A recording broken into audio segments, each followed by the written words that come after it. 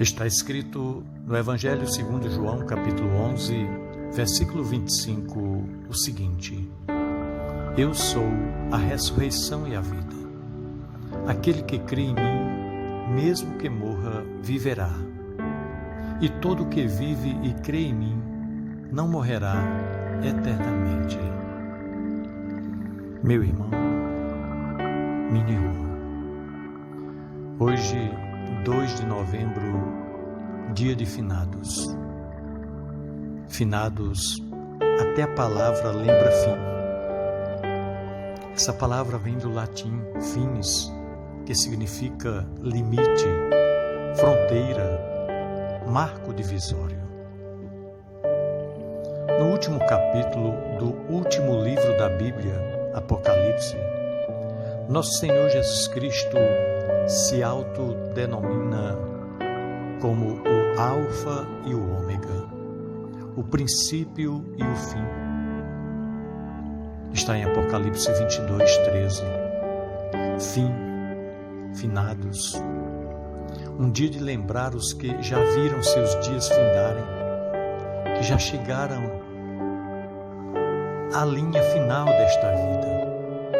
Independentemente de suas crenças ou convicções religiosas, é provável que você ou algum membro de sua família hoje irá visitar um cemitério ou um jazigo e irá lembrar pessoas queridas que já se foram. Nesse dia, há praticamente um sentimento em comum entre todos nós. É aquele sentimento de perda, sentimento de separação, da barreira insuperável chamada morte. O rei Davi, ao lembrar a morte de seu filho recém-nascido, expressou bem o sentimento para com a perda da criança, e ele disse em 2 Samuel, capítulo 12, versículo 23, o seguinte: Eu irei a ela um dia, porém ela não voltará mais para mim. Morte, a palavra que todo mundo teme ouvir sobre qualquer um de seus entes queridos. É a palavra que, quando cai nos ouvidos, suga a nossa força, nossa esperança e muitas vezes até mesmo a vontade de viver, de continuar. É uma palavra tão poderosa que jamais se imagina ver aquela pessoa de novo nesta vida. Recentemente, uma passagem bíblica me chamou a atenção pelo uso justamente dessa palavra tão poderosa e assustadora, a palavra morto. Eu já havia lido esse texto várias vezes, mas nunca ouvi com tanta ênfase o significado da palavra nos lábios de um pai que recebeu de volta o seu filho. É a passagem do filho pródigo contada por Jesus em Lucas, capítulo 15. E no versículo 24 do capítulo 15 de Lucas diz: o pai, quando corre ao encontro do filho, o abraça e beija e o recebe de volta, ele diz: Este meu filho estava morto e voltou à vida. Estava perdido e foi achado. Morto. Esta é a palavra que o pai do filho pródigo usou para descrevê-lo. Morto. Sim, sabemos que é uma linguagem figurativa.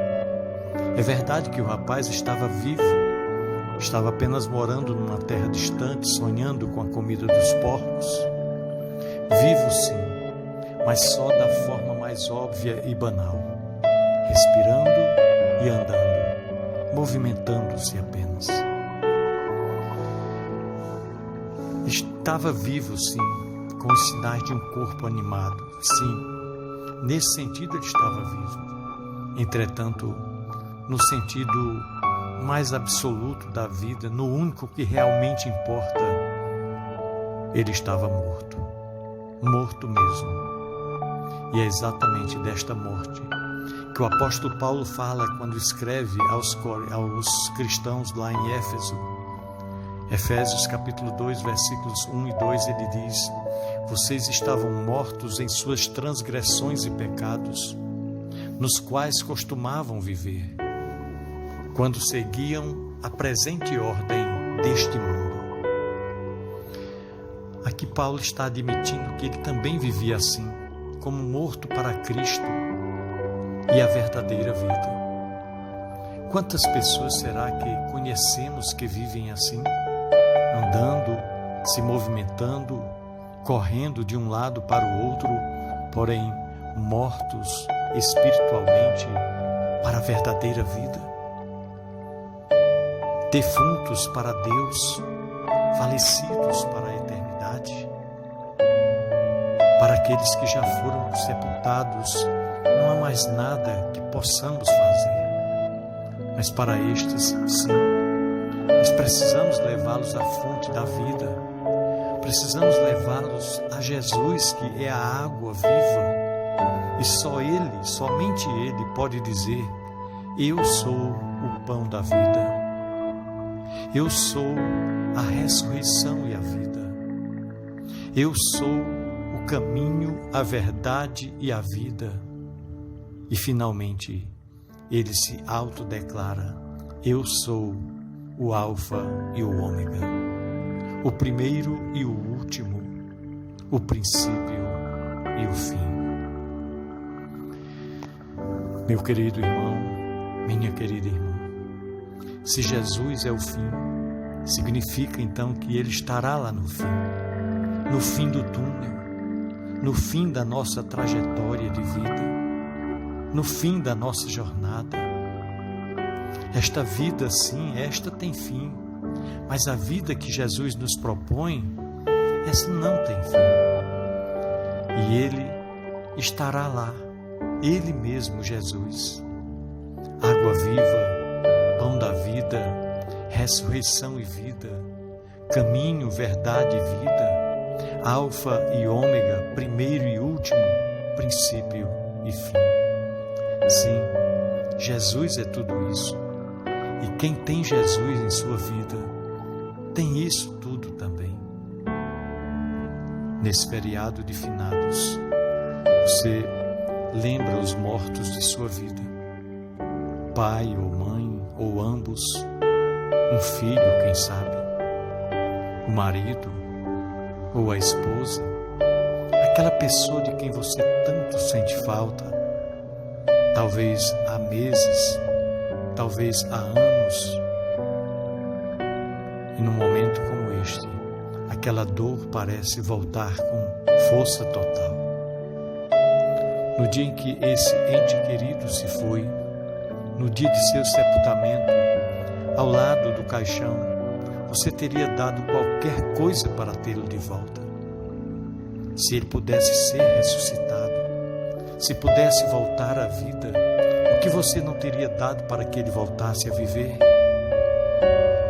Mas depois que esses dias passaram, ou ainda hoje, lembre-se da palavra do pai do filho pródigo, como ele descreveu o estado do seu filho, morto, vivo fisicamente sim, mas para o Pai, para Deus e para a eternidade, aquele filho estava morto.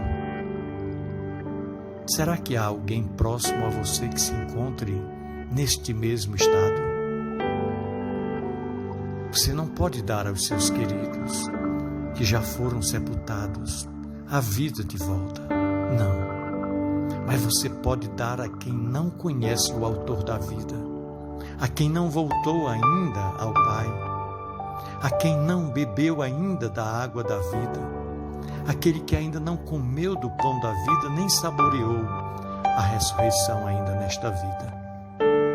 Essa pessoa precisa conhecer Jesus. Você conhece alguém assim? Então ainda há esperanças, e você pode sim ajudar uma pessoa a voltar à vida, a voltar a viver, a voltar do estado dos mortos para andar em novidade de vida ao lado do Salvador. Você conhece alguém assim? Procure-o, mande um trecho dos Evangelhos, fale do amor de Deus para esta pessoa, para que ela volte para a vida, para que essa pessoa Volte para Jesus, para que essa pessoa entenda como Jesus lhe deu um novo ânimo e como, mesmo no dia de finados, você não pode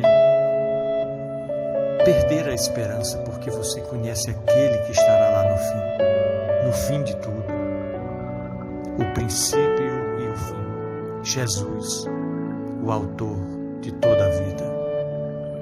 Que Deus lhe abençoe, meu querido irmão, minha amada irmã, e que seu dia de finados seja um dia de saudade, sim, um dia doloroso, sim, mas que seja também um dia de reflexão, de meditação, porque você conhece aquele que é o fim, que está lá no fim, mas aquele que é o princípio do porvir e a nossa garantia de vida eterna. Deus abençoe a sua vida. Deus guarde, proteja e abençoe também sua família. Pensemos nisso. No amor de Cristo. Amém.